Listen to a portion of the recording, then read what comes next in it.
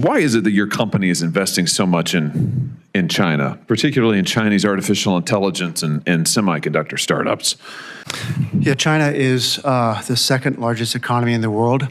Any proceeds that we actually make in China, we reinvest back into the U.S. so that we can contribute to U.S. leadership.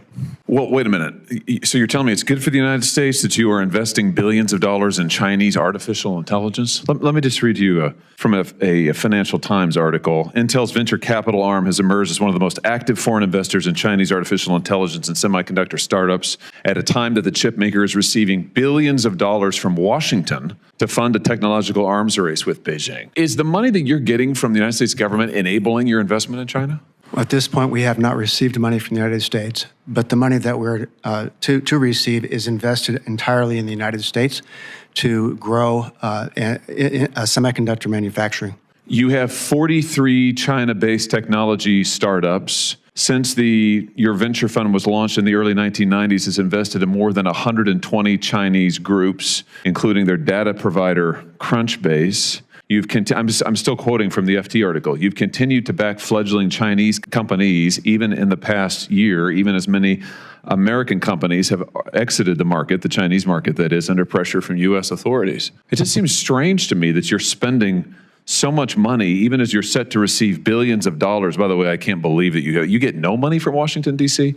I find that hard to believe. But why is it that you are continuing to double down on the Chinese market? I mean, is this a good thing? Is it a good thing for Intel to be investing in Chinese artificial intelligence? I mean, they're our chief competitor. The reason for our investment, Senator, is that there are unique characteristics, technologies that we can leverage so that we can build the greatest products here in the United States.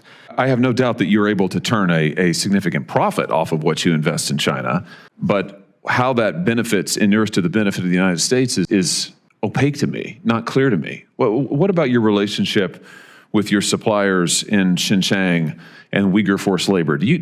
Sir, I'm not an expert to be able to make that case. Good Lord. I can't believe you're saying this. What's alarming about this is your company did the same thing. In December 2021, you issued a letter to your suppliers saying that the company is required to ensure our supply chain does not use any labor or source goods or services from the Xinjiang region. But then you apologize for it a week later on Chinese social media, saying that letter was only written to comply with U.S. law. And now you're telling me you don't have a stance on it at all. Is that really your position? Senator, I'm not in a position to make that statement.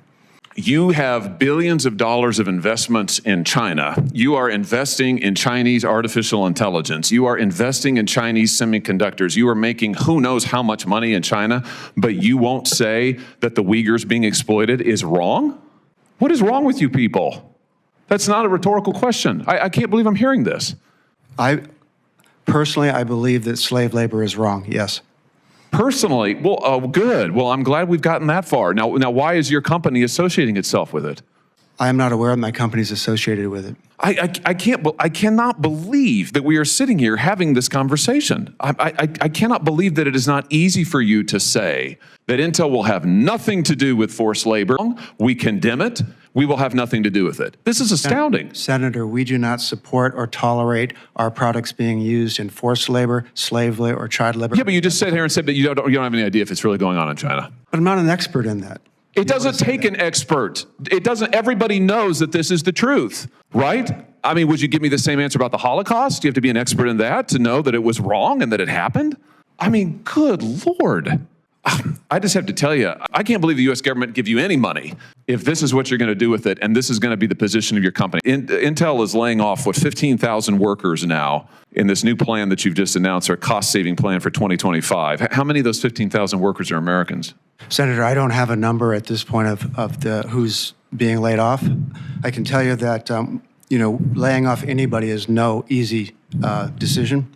You considered all other ways of cost-cutting measures before you laid off the 15,000? Is that what you're telling me? We are facing economic headwinds, and to be able to make sure the company is efficient, operating efficiently, we are going through a downsizing moment. Did you think it was efficient to give your CEO a 45% pay increase year over year while you're cutting 15,000 jobs? Mr. Gelsinger, I think it is. He made $11.6 million in 2022. Now he's making $17 million. Is that an efficiency? I'm not an expert on his salary. Yeah. Well, you don't appear to be an expert on much, but I tell you what, it should not be hard to say that American jobs are important, American national security is important, and slave labor is wrong. And funding slave labor in China is absolutely an atrocity. Thank you, Mr. Chairman.